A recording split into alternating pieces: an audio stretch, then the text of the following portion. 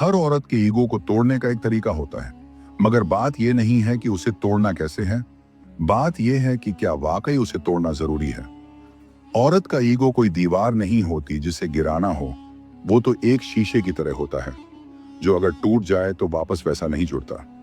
Ego हर किसी के अंदर होता है, मर्द के अंदर भी और औरत के अंदर भी। मगर जब बात औरत की आती है तो समाज उसे अलग नजर से देखने लगता है। वो सेल्फ रिस्पेक्ट जो एक मर्द के लिए एटीट्यूड मानी जाती है, वही औरत के लिए ईगो बन जाती है। और ये परसेप्शन तब तक नहीं बदलेगा जब तक हम औरत की फीलिंग्स, उसकी थिंकिंग और उसके पेन को समझने की कोशिश नहीं करेंगे।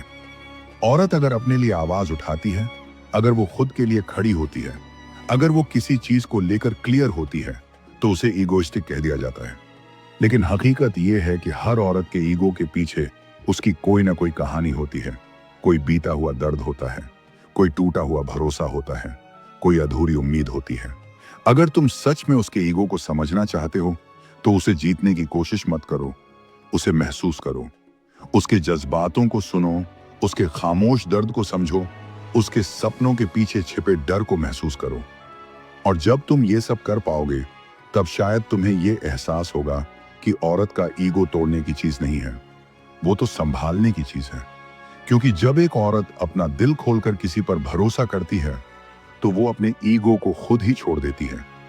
बस उसे इतना यकीन दिलाने वाला चाहिए जो उसकी आत्मा को चोट न दे। लेकिन अफसोस की बात यह है कि आज के दौर में बहुत कम लोग हैं जो औरत के इस पहलू को समझ पाते हैं। ज्यादातर लोग बस यही सोचते हैं कि अगर वो झुकती नहीं, बात नहीं मानती, तो वो ईगो दिखा रही है। लेकिन कोई ये नहीं सोचता कि शायद उसने बहुत बार झुककर खुद को खो दिया होगा, बहुत बार चुप रहकर अपने आंसुओं को निगला होगा, बहुत बार कॉम्प्रोमाइज करके खुद को ही सवालों के कटघरे में खड़ा किया होगा।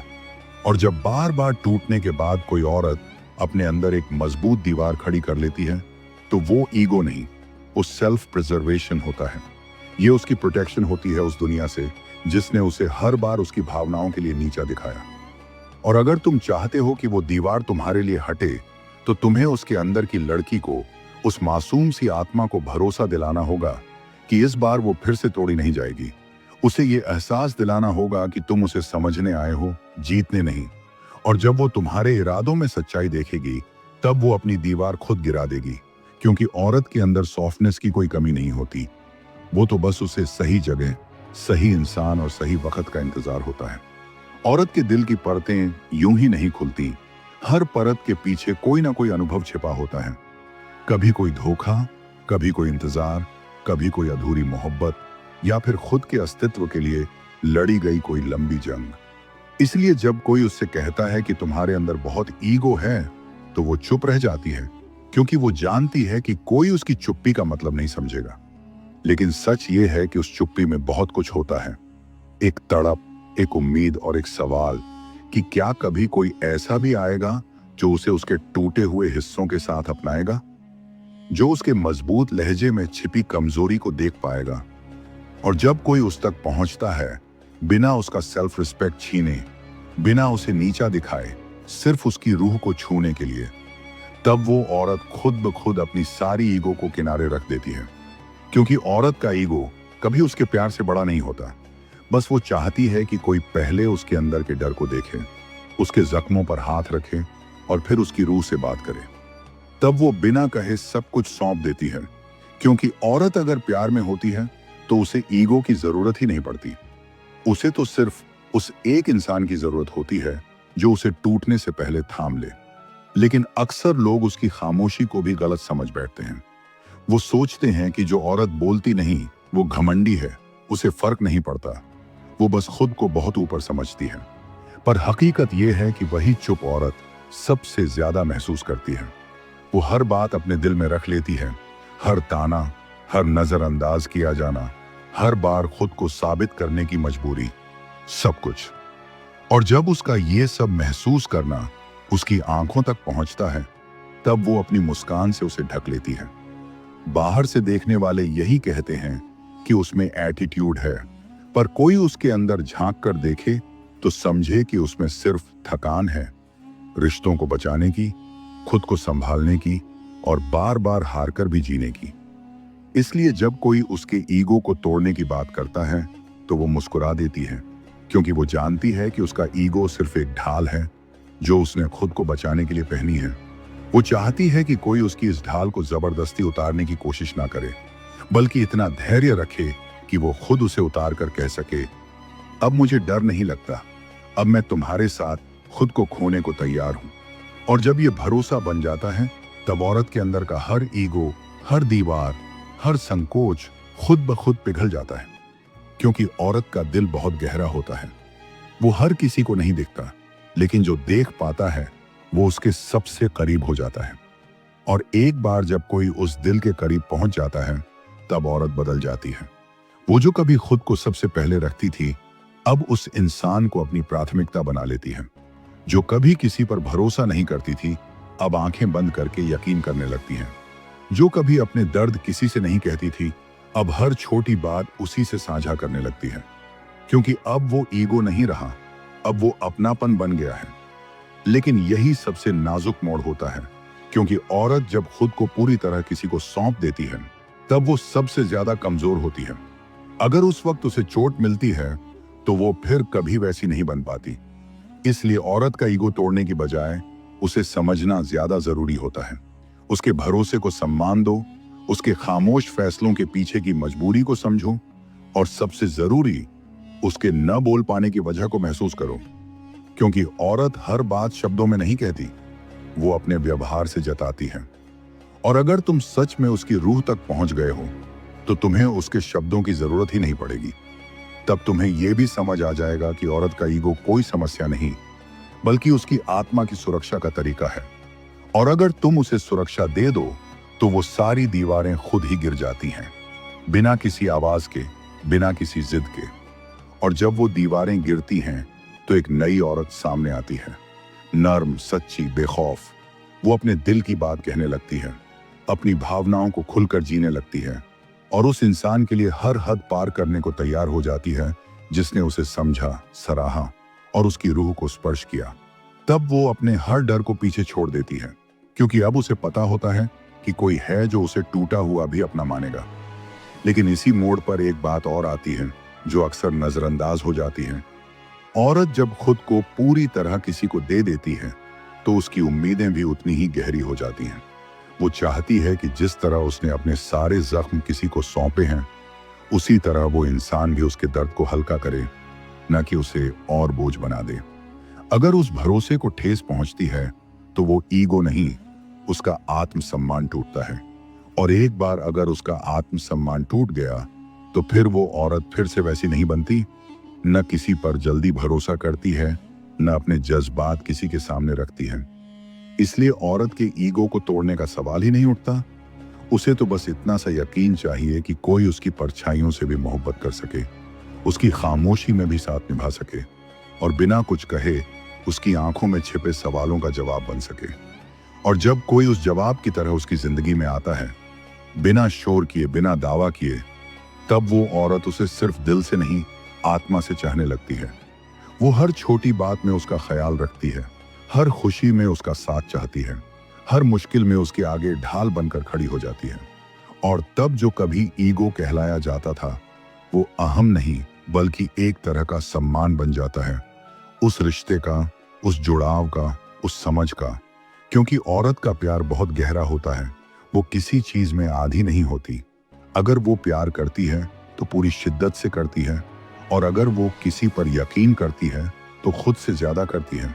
लेकिन यही गहराई उसकी सबसे बड़ी ताकत भी होती है, और सबसे बड़ी कमजोरी भी। इसीलिए अगर कोई उसकी उस गहराई को हल्के में ले या उसकी भावनाओं से खेल जाए, तो वो वापस अपने उसी खोल में लौट जाती है, जहां फिर कोई उसे छू नहीं सकता, कोई उसे समझ नहीं सकता।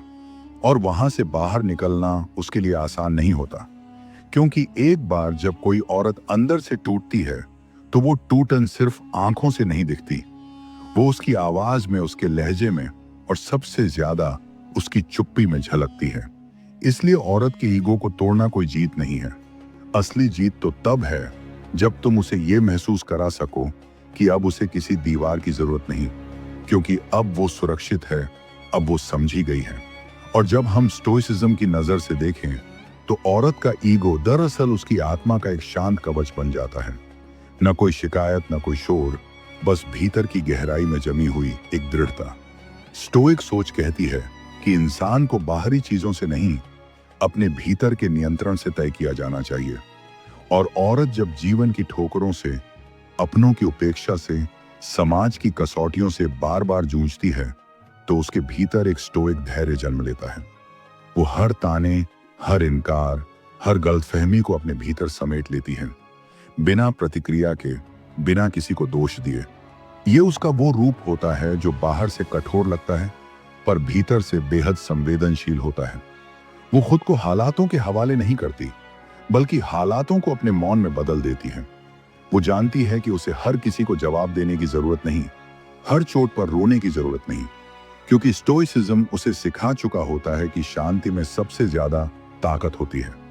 और यही शांति, यही आत्मनियंत्रण धीरे धीरे उसकी पहचान बन जाते हैं। तब उसका ईगो सिर्फ एक वर्ड नहीं रहता, वो उसकी सीमाएं बन जाता है, जिन्हें कोई तभी पार कर सकता है जब वो उसकी रूह की गहराई को समझने का धैर्य रखे और उसकी शांति को तोड़ने की बजाय उसका हिस्सा बनने की क्षमता रखे। स्टोइक औरत न लड़ती है, न जताती है, वो बस देखती है, समझती है और वहां से हट जाती है जहां उसे उसकी गरिमा के साथ जीने नहीं दिया जाता। और यही स्टोइक औरत की सबसे बड़ी शक्ति होती है, उसका हट जाना, बिना कहे, बिना तोड़े, बिना चीखे। लोग सोचते हैं कि वो हार मान गई, लेकिन हकीकत ये होती है कि उसने शांति को चुना, उस युद्ध से बाहर निकलने का फैसला किया जो उसकी आत्मा की शांति को छीन रहा था। स्टोइसिज्म उसे सिखा चुका होता है कि जीत वही है जो भीतर सुकून दे, न कि वो जो बस बाहर दिखे। वो अपने जज्बातों पर नियंत्रण रखना सीख चुकी होती है, न कि उन्हें खत्म करना। वो जानती है कि हर भावना का जवाब देना जरूरी नहीं, हर चोट का हिसाब करना जरूरी नहीं और हर रिश्ते को निभाना भी जरूरी नहीं, खासकर तब जब वो उसके आत्मसम्मान को खा रहा हो। और जब कोई स्टोइक औरत किसी के सामने अपने जज्बात रखती है, अपने जख्म दिखाती है, तो ये कोई कमजोरी नहीं होती, ये उसकी हिम्मत होती है, क्योंकि उसने अपने मौन में जिया है। और अब अगर वो बोल रही है तो सामने वाला उसके लिए खास है। पर अगर उसे वहां भी अपमान या उपेक्षा मिलती है तो वो चुपचाप एक कदम पीछे हट जाती है, क्योंकि अब उसे अपने सुकून की कीमत पता है। वो किसी को बदलने की कोशिश नहीं करती, न ही किसी को अपने दर्द का दोषी ठहराती है। वो बस खुद को बदलती है, खुद से सच्चा रहना चुनती है और अपने रास्ते पर आगे बढ़ जाती है, एक ऐसी गरिमा के साथ जो शोर नहीं करती पर बहुत कुछ कह जाती है। और जब हम साइकोलॉजी की नजर से औरत के व्यवहार को देखते हैं तो साफ समझ में आता है कि उसका ईगो दरअसल एक सेफ्टी वॉल होती है। जब कोई औरत बार बार हर्ट होती है, जब उसे इग्नोर किया जाता है, जब उसकी फीलिंग्स को समझा नहीं जाता, तब उसके अंदर एक नेचुरल प्रोसेस शुरू होता है, सेल्फ प्रोटेक्शन का। वह खुद को बचाने के लिए इमोशनली डिस्टेंस बना लेती है। वो खुलकर बात नहीं करती, ट्रस्ट करने में टाइम लेती है और हर किसी को अपने दिल के पास नहीं आने देती। ये सब कोई एटीट्यूड या एरोगेंस नहीं होता, ये एक तरह का मेंटल सर्वाइवल होता है। उसका दिमाग उसे सिग्नल देता है कि अब किसी पर जल्दी भरोसा करना ठीक नहीं, अब थोड़ा स्ट्रांग दिखना जरूरी है। इसीलिए जब वो कम बोलती है या ज्यादा सोचती है तो उसका मतलब ये नहीं होता कि उसमें ईगो है, बल्कि वो बस केयरफुल हो गई होती है। साइकोलॉजी बताती है कि जिन लोगों का इमोशनल डैमेज ज्यादा होता है वो बाहर से कॉन्फिडेंट और शांत दिखते हैं, लेकिन अंदर से वो हमेशा अलर्ट रहते हैं। औरत भी ऐसी ही होती है, वो बाहर से खुद को स्ट्रांग दिखाती है, लेकिन अंदर से वो बस इतना चाहती है कि कोई उसे जेन्युइनली समझे, बिना उसे जज किए।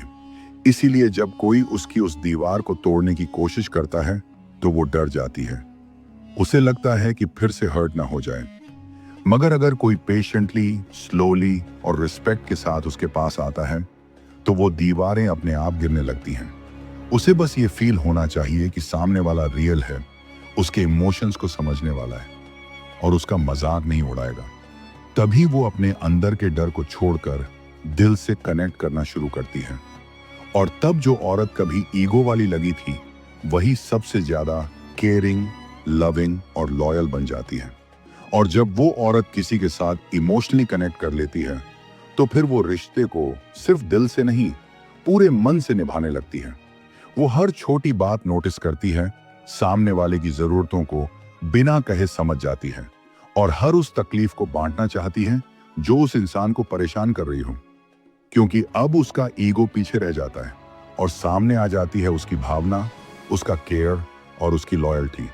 लेकिन यहां भी साइकोलॉजी ये कहती है कि जो लोग दूसरों के लिए बहुत ज्यादा देने लगते हैं वो अक्सर खुद को खोने लगते हैं। औरत भी जब बार बार किसी के लिए सब कुछ करती है लेकिन बदले में उसको वो अटेंशन या रिस्पेक्ट नहीं मिलता जिसकी वो हकदार होती है, तो उसका दिमाग एक बार फिर से वार्निंग देने लगता है। वो खुद को फिर से स्लो करना शुरू करती है, डिस्टेंसेस बनाने लगती है और अपने अंदर सिमटने लगती है। ये कोई सडन बदलाव नहीं होता, बल्कि एक प्रोसेस होता है। धीरे धीरे वो चुप हो जाती है, बातों को टालने लगती है और फिर से इमोशनल गैप आने लगता है। ये वो टाइम होता है जब लोग कहते हैं कि वो बदल गई है, लेकिन असल में वो थक गई होती है। बार बार समझाने से, अपने आप को साबित करने से और अपनी फीलिंग्स को इग्नोर होते देखने से। साइकोलॉजी कहती है कि जब किसी की फीलिंग्स बार बार दबाई जाती है तो वो इंसान खुद को इमोशनली डिस्कनेक्ट करना शुरू कर देता है। और औरत भी यही करती है। वो बाहर से नॉर्मल दिखती है पर अंदर से सब कुछ खत्म कर चुकी होती है। लेकिन अगर उसी वक्त कोई इंसान उसे ऑनेस्टली, क्लियरली और लविंगली समझा ले, उसे ये फील करा दे कि उसकी फीलिंग्स मैटर करती हैं, तो वो फिर से खुल सकती है, क्योंकि उसका दिल अब भी उसी इंसान के लिए धड़कता है।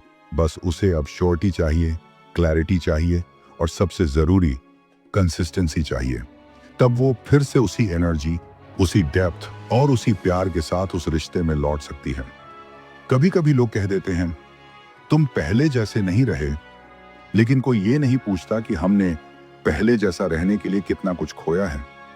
हर इंसान जो चुप है वो कमजोर नहीं, बस वो अब शोर मचाना नहीं चाहता, क्योंकि उसे यकीन नहीं रहा कि कोई सच में सुनेगा।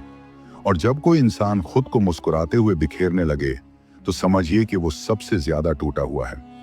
औरत का अहम, उसकी खामोशी, उसकी सहन शक्ति और उसका टूटना, ये सब सिर्फ एक औरत की ही कहानी नहीं है। ये हर उस इंसान की सच्चाई है जो बहुत कुछ सहता है मगर कहता कुछ नहीं। कुछ बातें औरतों में ज्यादा दिखती हैं, लेकिन कई और लोग भी ऐसे होते हैं जो मुस्कुराते रहते हैं लेकिन अंदर से धीरे धीरे टूटते रहते हैं। जब कोई इंसान बार बार हर्ट होता है, उसकी फीलिंग्स को अनदेखा किया जाता है, तब वो अंदर से इतना थक जाता है कि एक दिन उसकी आवाज ही खो जाती है और फिर वो खामोश हो जाता है, बाहर से शांत लेकिन अंदर से बिल्कुल खाली। अगर आपने कभी किसी को बस उसके गुस्से से, उसकी दूरी से या उसके बदल जाने से परखा है, तो शायद आपने उसकी चुप्पी की आवाज नहीं सुनी। अगली बार जब भी किसी को चुप देखें, किसी को अकेले लड़ते हुए महसूस करें, तो एक बार जरूर सोचिएगा, शायद वो किसी को खोकर खुद को समेट रहा हो, शायद वो अब भी किसी अपने की उम्मीद में हो। अगर इस बात ने आपके दिल को छू लिया हो, अगर आपको भी किसी की याद आई हो जो अब खामोश हो गया है, तो नीचे कमेंट करके जरूर बताइए कि आपने क्या महसूस किया। और अगर आप चाहते हैं कि ऐसी ही दिल से जुड़ी, रूह को छू जाने वाली बातें आप तक लगातार पहुंचती रहें, तो हमारे चैनल मोटिव 70M को अभी सब्सक्राइब करें, क्योंकि यहां हम वही कहते हैं जो लोग अक्सर महसूस तो करते हैं मगर कह नहीं पाते। धन्यवाद।